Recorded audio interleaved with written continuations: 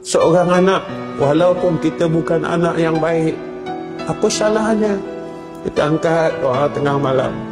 Kerana Nabi kata di antara doa yang tidak ditolak oleh Allah, satu, doa mak, doa ayah pada anak-anak.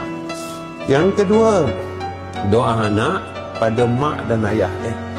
Apa salahnya seorang anak, dia tak mampu nak balas jasa mak dan ayah dia dengan duit.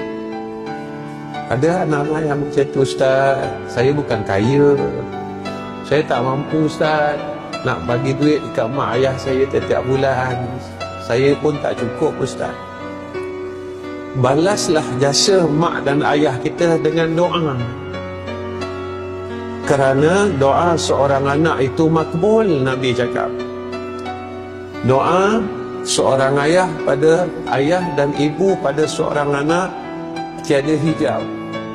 Doa seorang anak pada seorang mak, pada seorang ayah tak ada hijab. Apa salahnya kita sebagai seorang anak angkat tangan, ya Allah, aku nak bagi duit dekat mak aku tak ada duit. Aku nak bagi duit pada ayah aku pun tak cukup.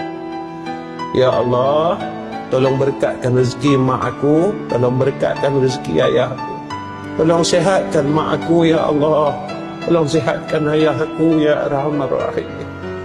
Doa itu didengar oleh Allah dan dimustajabkan oleh Allah Subhanahu wa ta'ala.